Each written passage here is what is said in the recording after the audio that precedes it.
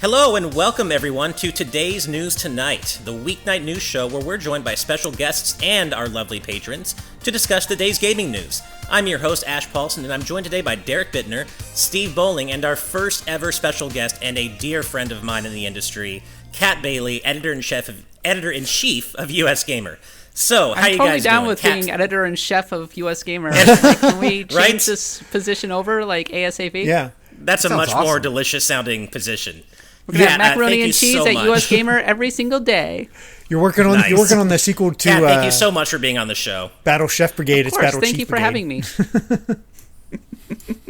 You what, Derek? It's the sequel to Battle Chef Brigade. It's Battle Chief Brigade. Nice. Oh, I'm in. No, we're so thankful that you're here, Kat, and it's my honor to be able to have you as our first ever special guest. So we're really glad you're here, and we've got some fun stuff to talk about today. Steve, we haven't heard much from you yet. How you doing, man?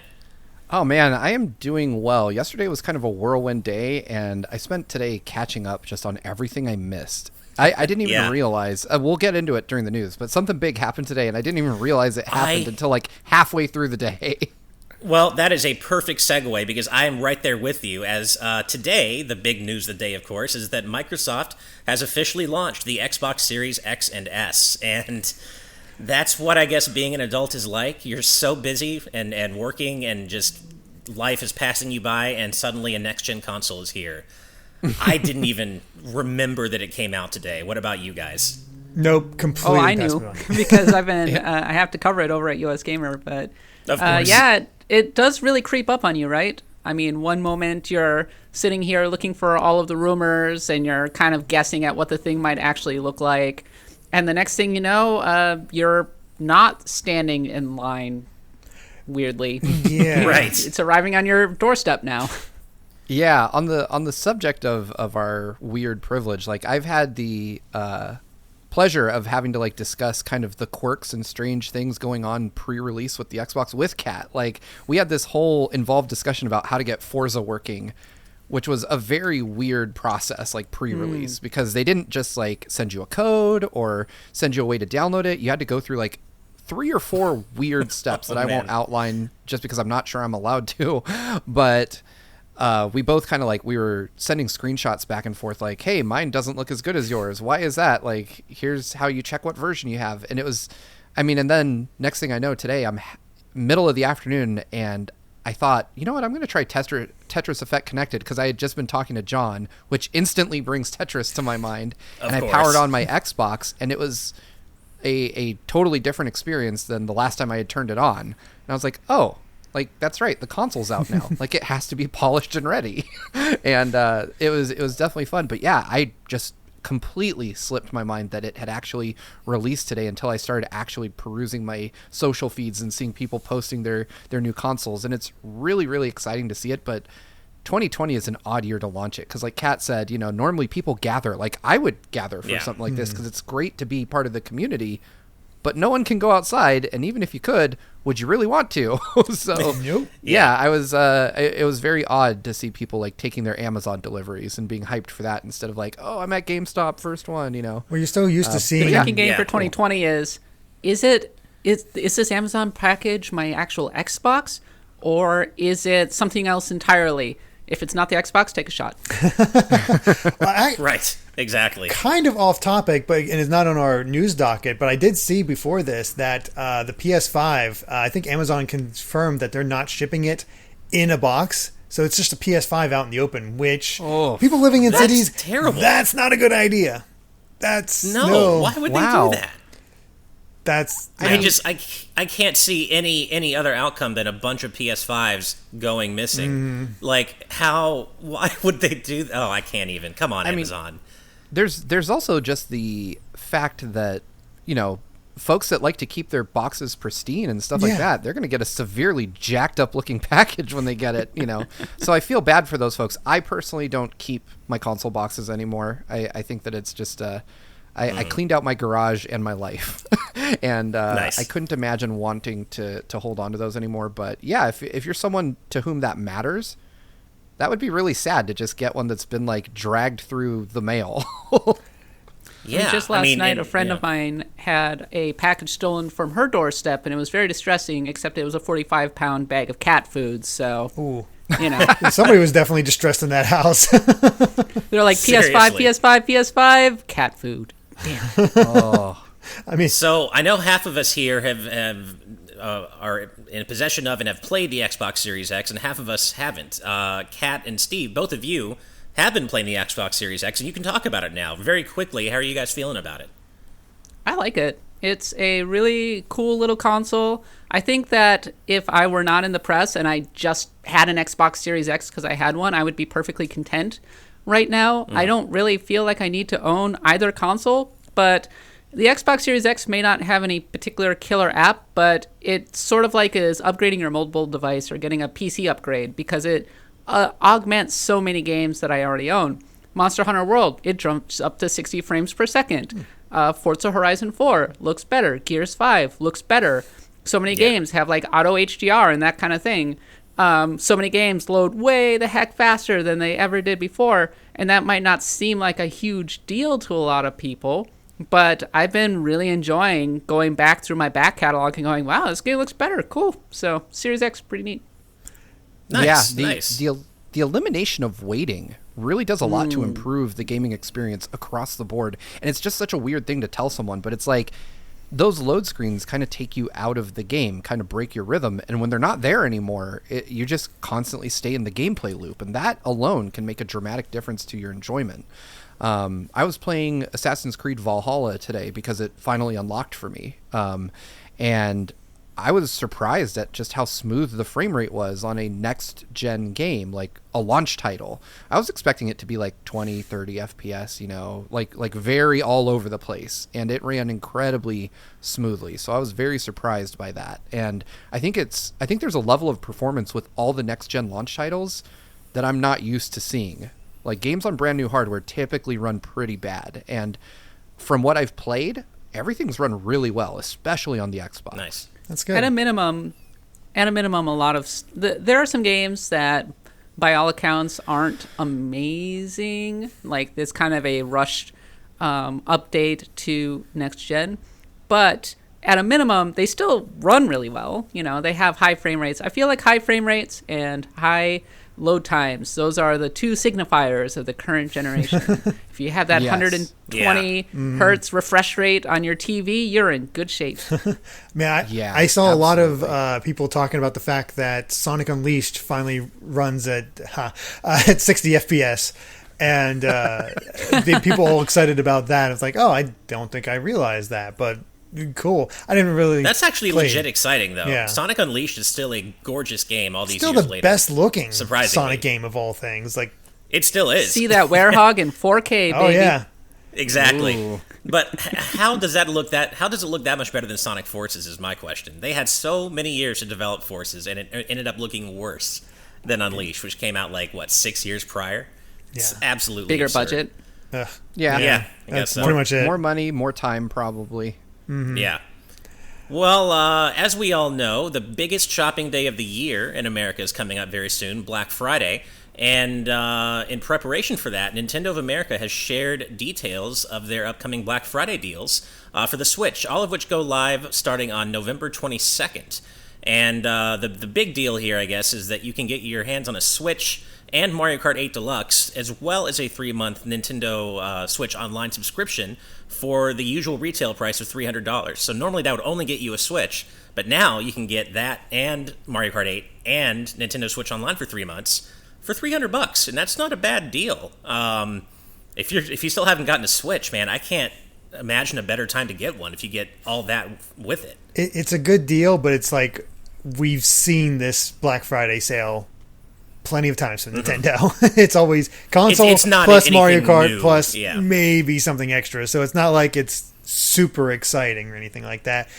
But Yeah. most people who get a Switch are going to want to have Mario Kart. It makes sense. I saw some people wondering, like, Exactly. should they have maybe done Animal Crossing? And I can see that point, but I still think Mario Kart is a bigger draw. It just makes... I think think- Mario Kart yeah. 8 must have a 1-to-1 attach rate practically. That game is Exactly. still Super selling close. ridiculously, and I mean, people just buy it automatically. It's ridiculous. It's amazing. Yeah. Yeah. I kind of think in 2020, Animal Crossing would have been a really great pack-in, though. I mean, we're not going places, and I kind of think, I mean, you could make the same argument for Mario Kart, right? Because you can play it online, and you can play it with friends that have a Switch. But I don't know, Right. just Animal Crossing seems to be the game. But Nintendo's that not going to defines- bundle it. People are That's still true, buying too. it. Like, Yeah, exactly. Nintendo Plus- is the king of knowing what games you'll still shell out for, and Yeah. absolutely demanding that $60 forever. So, Well, I It's think going to be a there's big that. holiday surge for Animal Crossing, let me tell you. Oh yeah. Definitely. I think there's that, and also the fact that, Animal Crossing at the end of the day is a bit more specifically targeted to certain audiences. Mario Kart has that absolutely broad appeal that pretty much, even if you don't play video games, you know what Mario Kart is, and you can pick it up and play it. And Animal Crossing fans, of course, there are a ton of them, and they're super passionate, but I don't know if the appeal is quite as broad as Mario I have Kart. to- And that I have may... to- Think so? oh, go. I have to disagree. Yeah. Fair enough, I think fair enough. I mean, I can think of just so many people that bought a Switch for Animal Crossing that probably will never buy another Switch game. Like, my Fair mom enough. has 400 hours into Animal Crossing. My dad my has a God. couple hundred hours. Wow. And Yeah. neither of them owned a Switch before Animal Crossing, and they have not bought anything since. Like, I That's think I funny. made this analogy the other day that I feel like Animal Crossing is going to be to the Switch what Wii Sports was to the Wii. Like, a lot of people will pick up the console just for that one game, and they're traditionally not the type of folks that would buy a console at all, and then that game and their Switch will be they'll collect dust for years after a certain point. Yeah. Right. I'll agree and disagree with Steve. I'll agree on the point that it is way more accessible than Mario Kart 8. I don't think my parents could ever play Mario Kart. They just wouldn't get it. But I think they could Sure. rock Animal Crossing and find it really enjoyable. And I think we forget just how enormous Animal Crossing was back in March. It was freaking everywhere. It became a pop culture phenomenon in a way that Mario Kart simply never has been. I don't know if it's ever going to be Wii Sports level, because frankly, Wii Sports is even more accessible. But fair.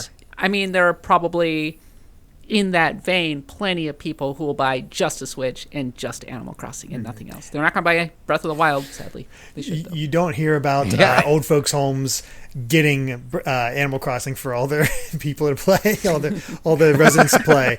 That was Wii Sports was everywhere in the Wii era. It was absolutely insane.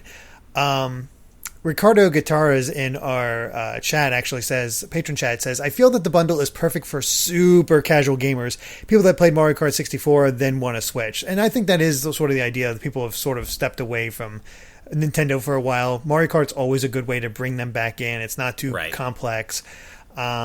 And Dan Entwistle says, I think Mario Kart 8 has an instant hook, whereas Animal Crossing takes a little longer to get into, especially if you're a new player.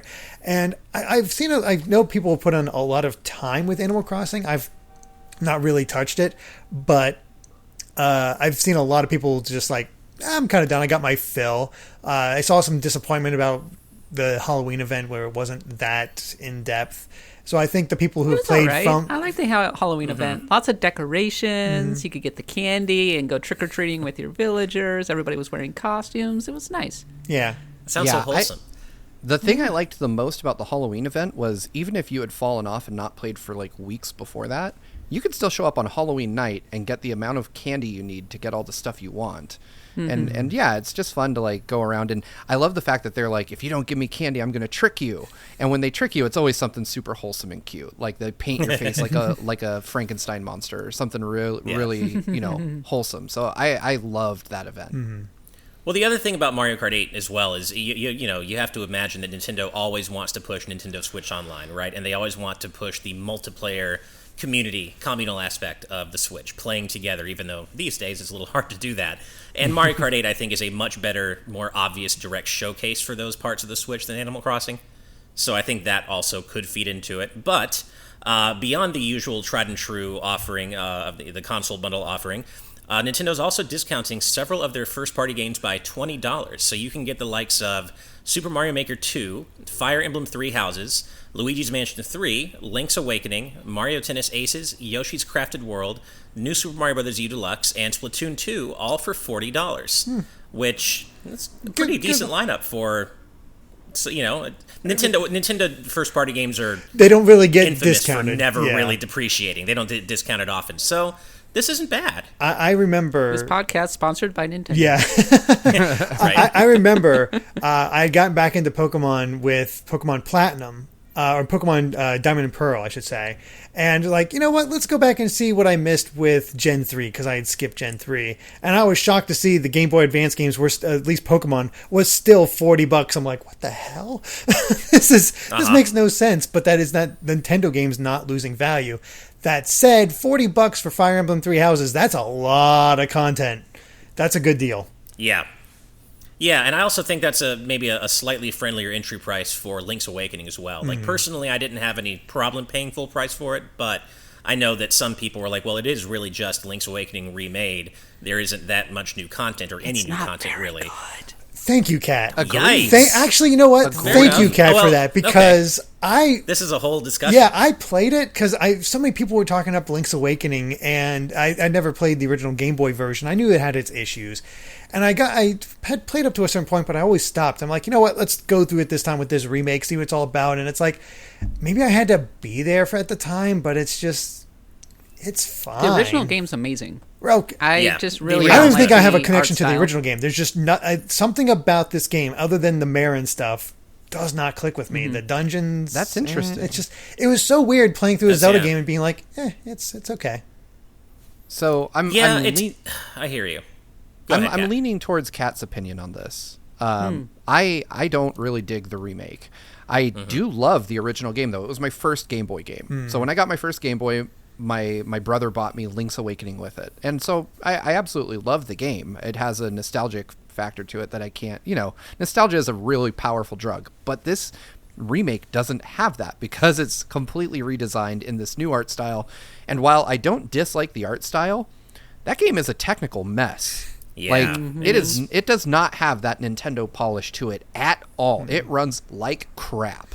Yeah. And I mean, I'm being a bit hyperbolic in my indictment of the game's performance, but it is just not a very performant game. And I expect something that looks that simple to have a completely locked frame rate. And that's where I take issue with it. It's shockingly rough around the edges, and I actually agree with you guys. Link's Awakening is one of my probably top 3-4 favorite Zelda games. I love that game, and the original, I think, is just a better experience across the board. I did enjoy the remake, and I don't mind the art style, but as you said, Steve, the performance was, I mean, I can deal with some hitches here and there, but it was so rough around the edges and lacking that usual Nintendo polish. And some of the directions they took the soundtrack in, I wasn't a big fan of. I kind of wish there had been an option to play with the original Game Boy soundtrack as well, switch back and forth. So yeah, it's interesting. As excited as I was for the remake because I love Link's Awakening, it didn't quite deliver for me, at least in terms of comparing to the original. The original really is just, in my opinion, quite a bit better across the board. If you don't mind me bringing it back around a little bit, Sure. I think one of the reasons maybe to wait, I'm buying a Nintendo Switch this holiday, is that there are very credible rumors that the Switch Pro will be coming out by next March. Right. And Yep. perhaps a game like Link's Awakening will run a lot better on the a good Switch point. Pro. So you might want to wait until the new console comes out next year. Yeah, if you don't have a Yeah. Switch, now's not a really great time to buy one. You should a definitely good hold point, off yeah. if you can afford to. And yeah, I would love to see Breath of the Wild run better. I mean, Breath of the Wild is a fantastic game, but there are definitely some spots some Right. hot spots in that game that I really dislike. But I mean, that is, it's funny because we're comparing two Zelda games here, but Link's Awakening is an example of a game that minor issues can bring it completely down, whereas Breath of the Wild is a game so good that you can overlook those same minor problems. And there's quite a few Right. Switch games that would benefit from a Switch Pro and having that same sort of jump in quality that you guys were talking about with the Xbox Series X. Popping in those other Switch games to see how much better they run. Xenoblade Chronicles 2, I think, is another fun example of that, where it would probably Yeah. benefit from that kind of increase. It's You don't like that 580p? I still love the game, and I think it only looks like total crap when you play it in handheld. But that's not a game I don't. Oh my god, that game Oh, needs God. an update on the Switch. I remember John's review. Whoo boy. Yeah. It's real bad. Well, and there's another game here, actually, that's getting discounted even more that could also benefit from some performance improvements on this possible Switch Pro, which, of course, is Pokemon Let's Go Pikachu and Eevee, which will be available for $29.99. So that would also be something that you would be better off potentially waiting to play on a Switch Pro, just because Game Freak still hasn't quite figured out those battles yet in terms of keeping performance chugging along at a they keep it chugging. Rate. That's true. They do keep it chugging. Yeah, it's chugging being the key word. And finally, for you Minecraft fans out there, Minecraft Dungeons Hero Edition will be available for $19.99. So there's some deals there for those of you who are looking at possibly getting a Switch this holiday. But as Kat and the rest said, it does make sense to wait if performance matters to you, and because the rumors do heavily point toward a Switch Pro by March. Moving on, now this is something we chatted about prior to recording. Fall Guys. Do we all play Fall Guys here, or is it just a few of us? Or I bounced off it about a week after it came out because I was like, well, that was fun for a minute. Okay, I'm gone. And I feel like a lot of people followed me because Among Us almost immediately overtook it as the new hot game. And Fall Guys is still around, but I feel like it was a flash in the pan in a lot of ways. Yeah. It's interesting. I actually really enjoy Fall Guys because I have two friends that I play it with every week, and we just have a few beers and have a great time. But I agree that it took them a little too long to drop new content, and so it got And Season 2 was kind of a letdown, wasn't it? A little bit. There wasn't as much new content in terms of actual games and new maps as I thought there would be, and that's been kind of unfortunate. Yeah, I'm right in line with Kat on this one. I took about a good week with this game, and it was really fun during that week, but then I just lost enthusiasm really quickly. And the funny thing is, Ash, I tried to pull in one of my friends, and we played a lot for that 1 week, and we both kind of decided at the same time, we're like, yep, this is over. We're done with this. And Season 2 came out, and we both kind of booted it up and looked at it, and we're like, nope, nothing's changed. Not enough has changed, rather. Like our feelings haven't changed. And I don't know that there's a path for them to get that fervent player base back. Like, I think that we've all kind of seen what they have to offer and decided to move on. It's too simple. I will say, good point. I'm still enjoying it. I do wish there had been more content in Season 2, but I would never play it by myself. Like, I only ever play it when my buddies and I get together to do it online. Of course, not in person. But at least, so Season 2.5 adds a new map called Big Fend, which is apparently inspired by Seesaw, which is one of the more chaotic maps that you can play in the game, and it actually does make Memory Match challenging and interesting. Those of us who played Fall Guys pretty much usually agree that Memory Match is one of the most boring, just dull games because it's so easy. So they're actually adding Jump Club style rotating bars to it. So you actually have to not only get to the right tile for Memory Match, but also not get pushed off of it by the rotating bar. So that should make it at least a little more interesting, which would be, we really think it needs that. I played a little bit of Fall Guys, but did you? Yeah, I like when it first came out, and I watched a lot of stuff. It's like, oh, this is cute, but I watched it, and it's like, even just watching other people play, I kind of got the gist. I'm like, yeah, that's fine. I don't really need to get into this. Plus, a lot of other stuff was going on at the time, and Among Us, I think Among Us has a little bit better legs, but funny enough, it's not adding the content. It's just Among Us is naturally just more fun with friends. I think it has that party aspect, and it's because there's more communication in Among Us, and the best games are ones that are heavily built on talking to people and interaction. And Fall Guys, it's a fun game to get really high or have a drink and play with your buddies or whatever. But Among Us, so many times we'll get together 8 or 9 people over Zoom. By the way, Among Us is the best quarantine game ever. Oh yeah, it really is. And by, 3 or 4 games in, we're just laughing hysterically. We're also insanely loopy because, we all have these amazing stories of, oh my God, they turned out to be the imposter. That's ridiculous, So, good game. You know what? I'm going to be the lone voice of dissent here. I bounced off of Among Us hard. Did you actually get a group together, or did you play single player? I did. Yeah. All right. No. I played it with a group of friends who really enjoy it. They taught me how to play it. I think it's just not my kind of game. just in general. I You don't need like lying, constant- Ash? You're so wholesome. I guess right. I guess that's what it is. I think I just like constant engagement. I like, I prefer games that require a lot of visual motor skills. So, fighting games and racing games and something that I'm constantly being engaged with my reflexes.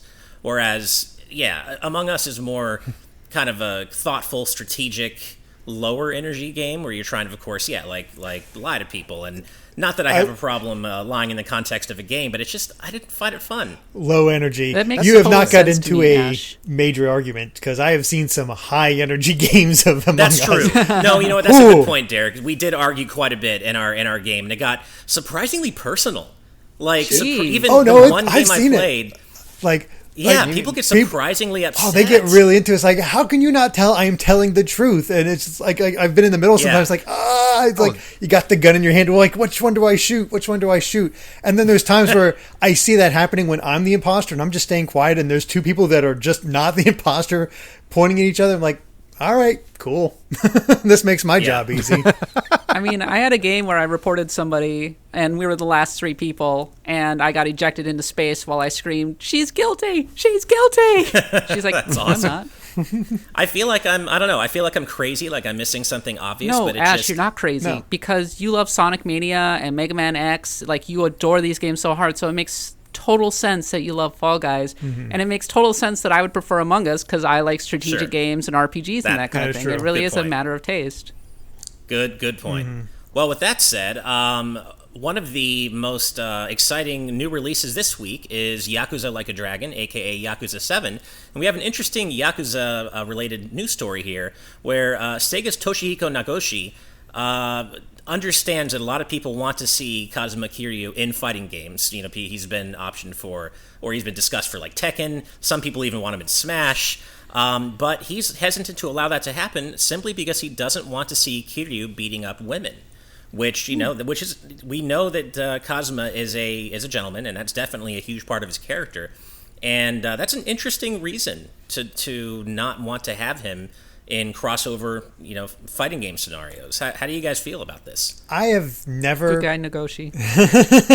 You just want it to happen, like, Yeah. suck it up, Nagoshi, cat. No, put him in Smash. Yeah. Seriously. Like, I think so Kazuma- too. That makes sense. Yeah. The second you say Kazuma Kiryu and Smash, I'm like, oh yeah, I'm in. Do it. Uh-huh. Oh, that would be Let's amazing. have it. That would be It, so it exciting. would be cool. Tekken makes more sense to me just because he has that visual style down.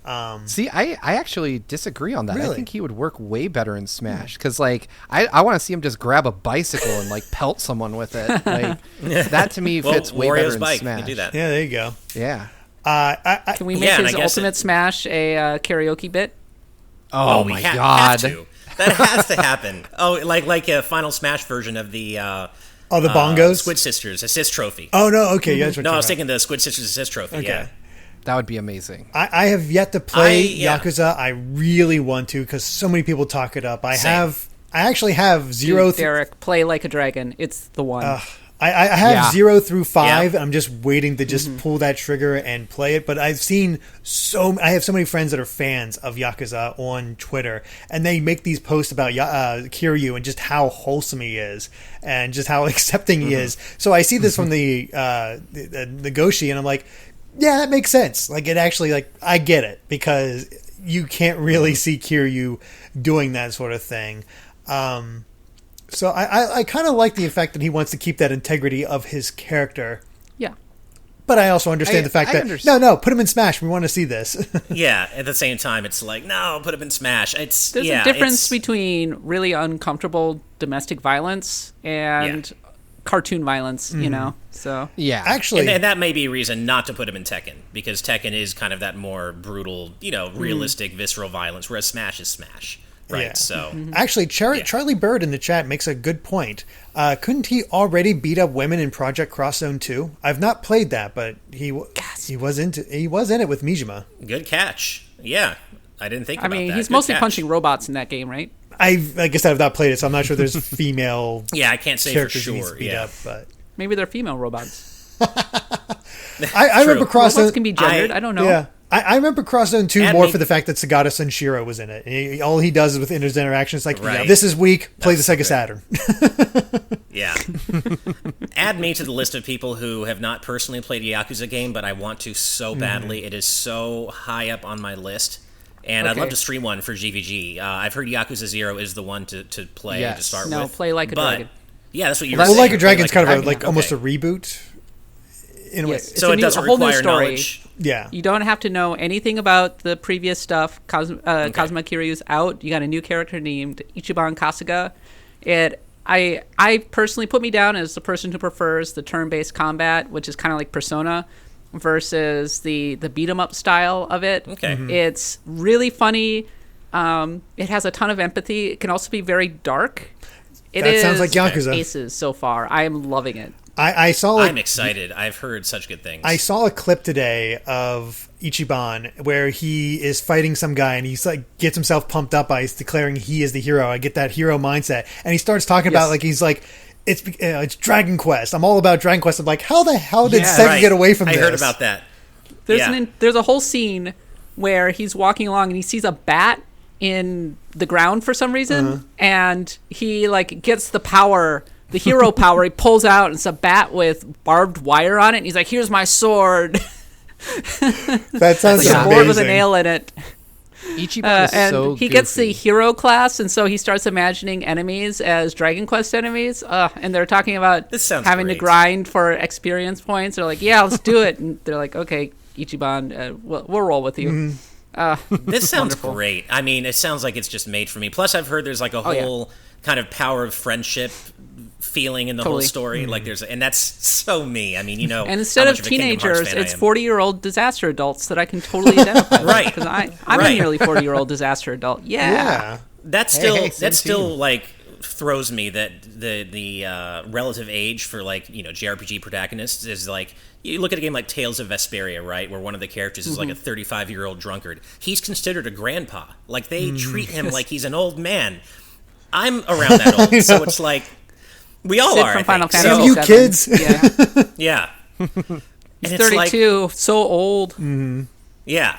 Well, that's one reason Dragon Quest XI's cast was so refreshing, was because you actually had a truly old man in the main party in that game, and like an old guy who's actually old and not grandpa 35-year-old over here. So By the way, Yeah. Kat, Zachary Rankin in the chat, and I ordered the game. Thanks for the sell. Yes. nice. I Good have choice. to play this game. I got to find time for it. I want to finish Color Splash, Origami King first because I'm really enjoying it. But launching this channel has kind of pulled me away from it as of late. But I'm toward the end, so I think after I finish Origami King, Like a Dragon might be my next thing that I focus on. You can get it on I PS4, and it'll be out on PS5 next March. And I Nice. think you can just get a straight-up upgrade, and it'll be fine. Right. So. Nice. Or buy Series X and play it on there. One of the two. Either way. Right.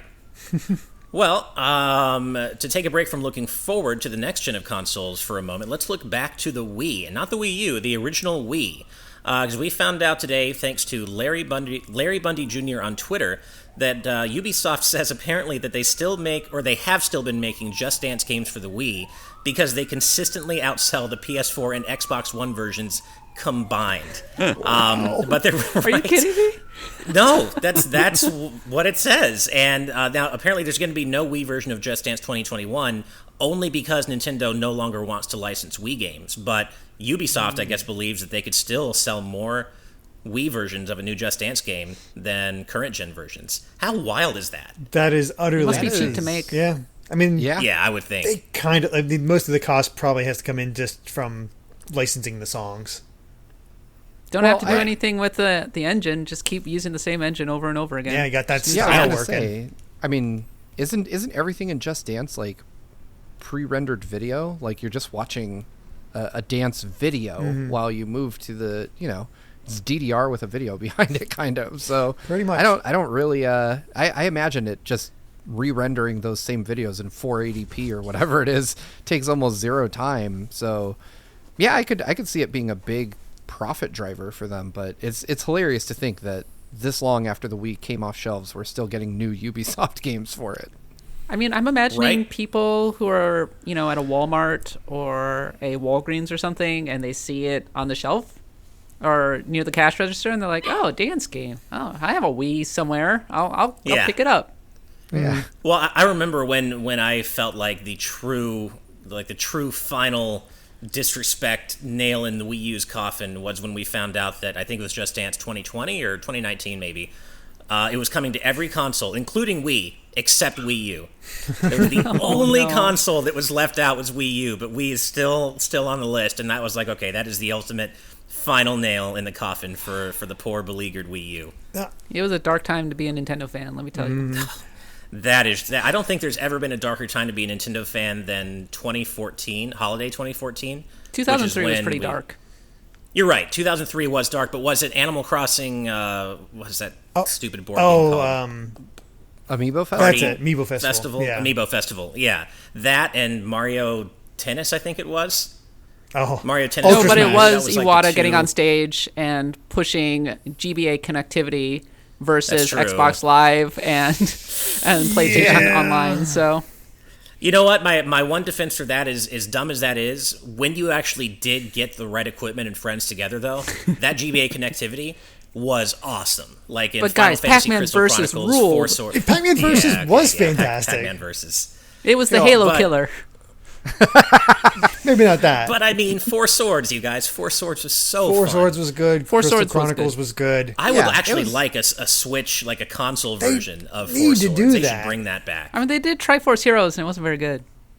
They did, but remember they also did the Four Swords Anniversary Edition for 3DS, which was great. Mm-hmm. So if they stay away from the Triforce Heroes, whole thing and just do another straight up Four Swords game, that I feel like that could really work. Here's a better idea: port the original for the GameCube, but don't have all the nonsense that Crystal Chronicles had. Yes, right. Because Crystal Chronicles had people legit excited, and they screwed it up on almost every front. It's amazing. Isn't that crazy? That Crystal Chronicles Remastered came out, and it just made. It didn't even make not just a splash. I don't think it even made a puddle. Like it's just. Because it fundamentally did not work. You had to play single player in order to progress. Because if you played multiplayer, only the leader progressed. So if you really want to play with your friend, and you had to do it 4 times, plus you got disconnected after every level. It's not a team experience. Like they're taking the fundamental fun of Crystal Chronicles. It suffered from a devastating lack of common sense in its design. There we go. Yeah. Well, with that more serious mood in mind, let's turn our attention to a serious announcement that happened today, as Devolver Digital announced Serious Sam Collection for the Switch, and that drops on November 17th. And I don't have any reference point for Serious Sam, so I'm going to let you guys take this one. I have not played it, but I had a friend who was really into, I think it was Serious Sam 1 or 2. And basically, it was supposed to be the equivalent of. It was the game that brought back the classic style of Doom and like Duke Nukem 64, Duke Nukem 3D. Those type of things were just waves after waves of enemies. You're not like you got to pick up health packs, crazy weapons, aliens, and all that.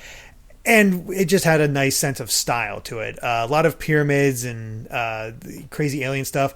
And memorable enemies. I still remember the main enemy that you fought was a headless guy that carried 2 bombs in his hand and would just kamikaze towards you. So you had to take him out. And the funny thing is, the entire time he's just going, ah! Oh, yourself!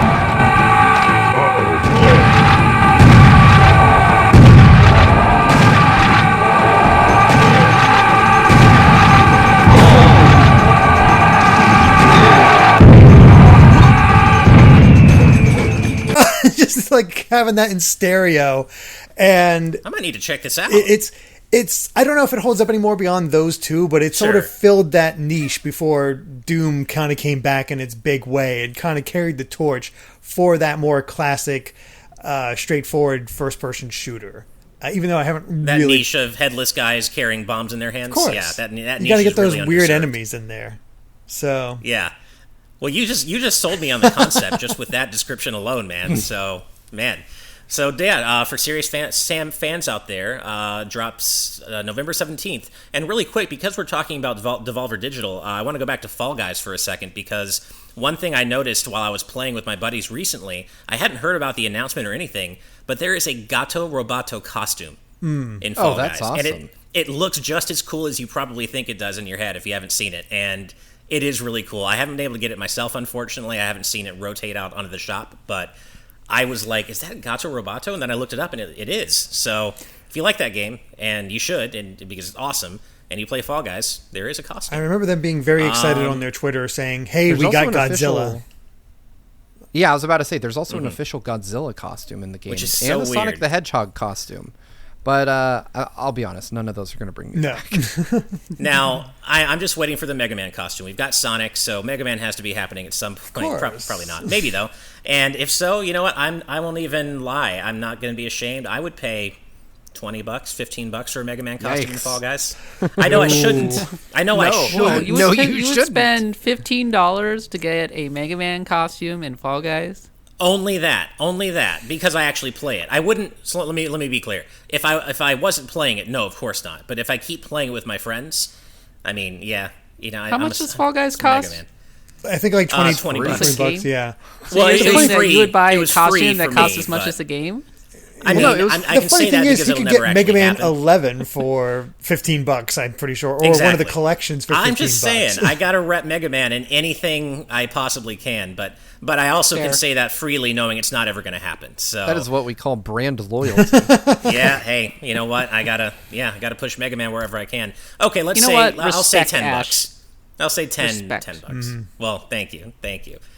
All right, well, our final news story for today involves Pokemon GO, which now has connectivity to Pokemon Home. The connectivity is now live, but there's more to this, Derek, that you kind of explained before we started recording. Yes. And I'm going to let you and Kat take this one, because you guys are the resident Pokemon experts here. So our Discord was talking about this before we started, and I happened to take a look, and somebody by the name of Hoodlum Calum on Twitter was talking about the fact that Niantic is charging $10 or have to wait 7 days to transfer one of his shiny legendary Pokemon, which, according to them, spent God knows how much money on raid passes over to Pokemon Home.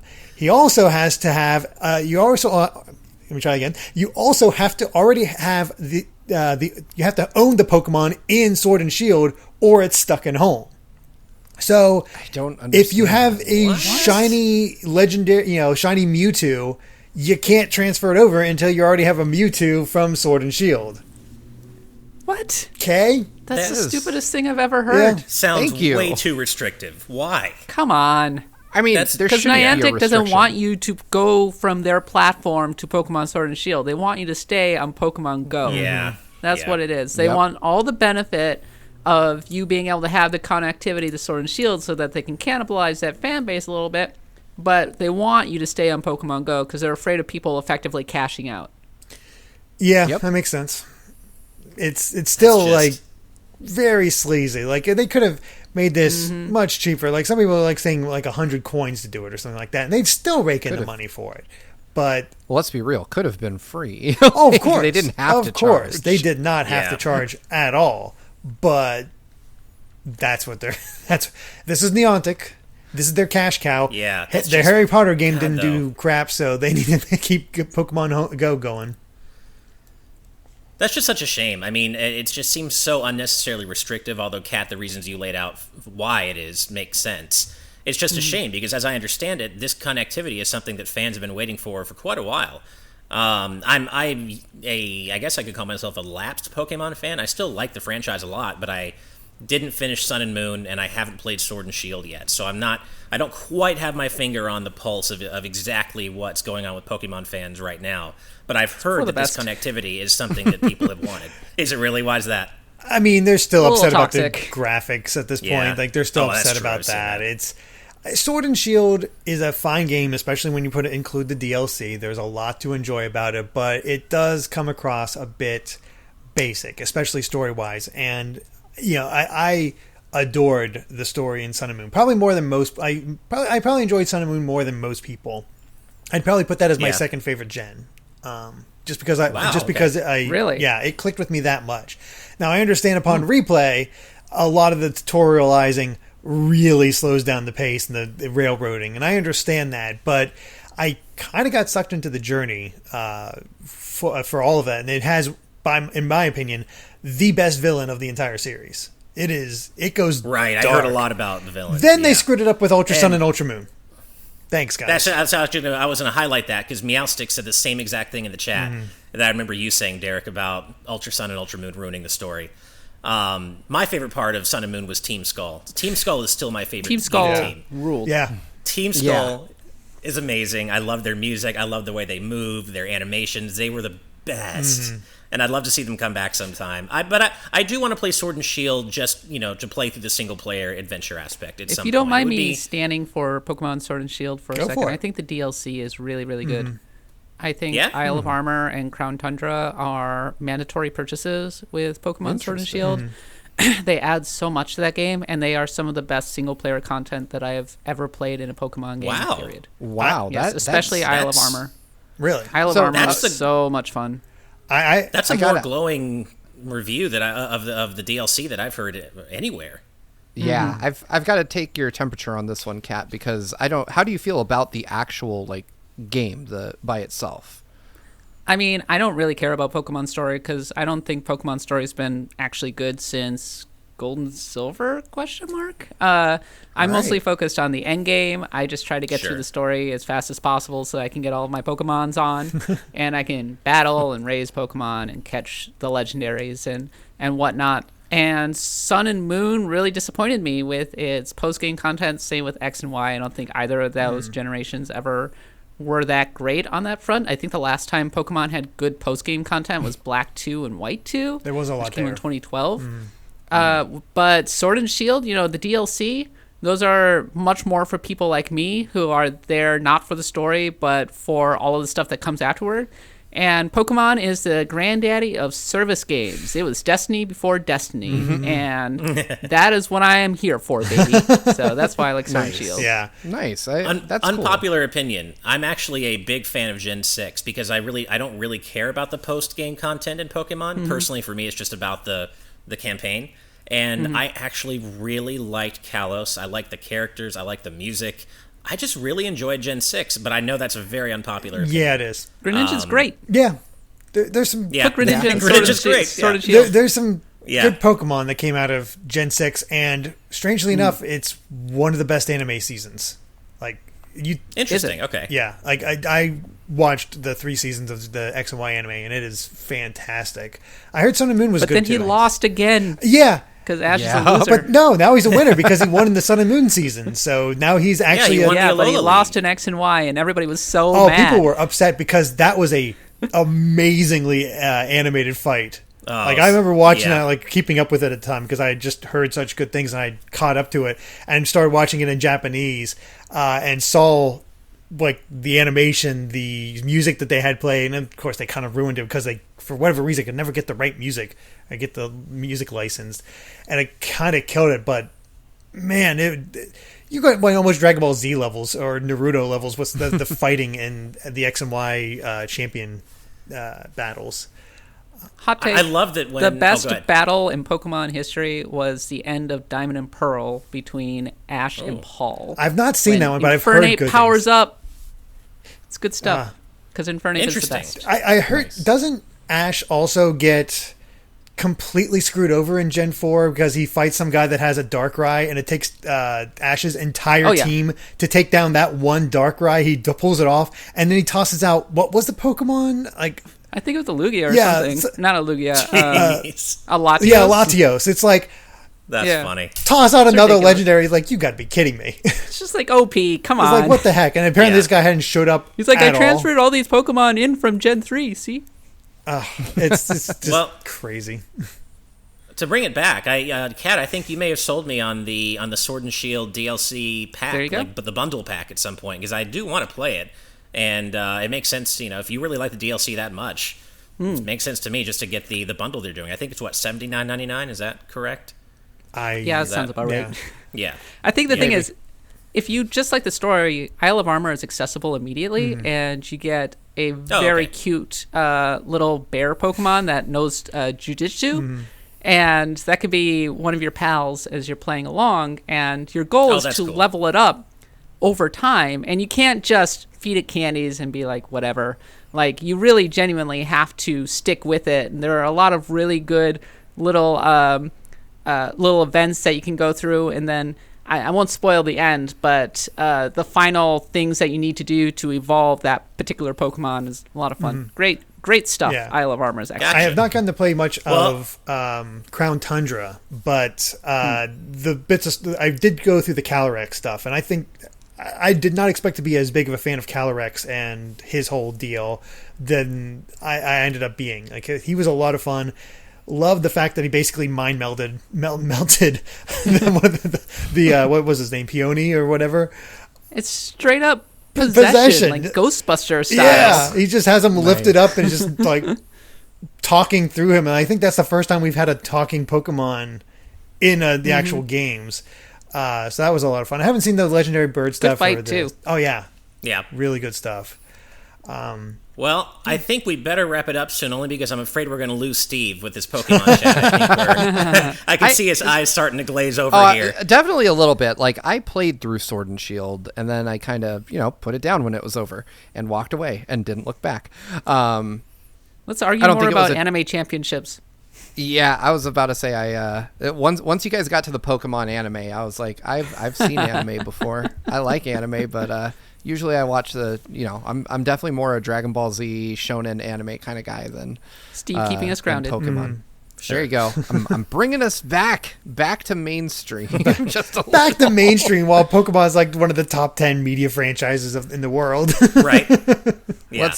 Let's talk about something mature like the election. I'm just kidding. Let's get out, please. Well, on that note, we've hit all the major headlines for today's news. But before we sign off, we got a couple of more things to do. First of all, Kat, thank you so much again for joining us as our first ever special guest on today's news tonight. And please tell our patrons and our audience where they can find you. First of all, thanks for having me on your lovely new show, and I am so excited for you guys, and I'm rooting for you. Thank you. Go for it. Thank you. I have a podcast. It's called Axe the Blood God. We cover RPGs, so if you want more lengthy discussions about Pokemon anime battles, I guess, go listen to that with my co-host, Nadia Oxford. Ash has been on it a few times. In fact, yes. I think everybody on this show has been... I forget which episode I was on, but I was on there. I was on there again. Yeah, I play a lot of RPGs. So. Definitely check it out. Yeah, it's I loved being on Axe of the Blood God. And speaking of Nadia, we'll absolutely have her on here as well at some point too. Yeah, it's a super fun podcast. I was on the Final Fantasy VII Remake episode most recently, and I had a fun time with that because it was such a fresh game, and I'd just come off a 36-hour binge of just trying to finish it. And I was completely hysterical because I was still adjusting to the ending. That's definitely an adjustment, but personally, love it. This sounds like the makings of a 4-person FF7 remake post-mortem discussion. I never really had a chance to talk about it because I finished it after Steve, you did the review for GX, and then Derek, you finished it before me.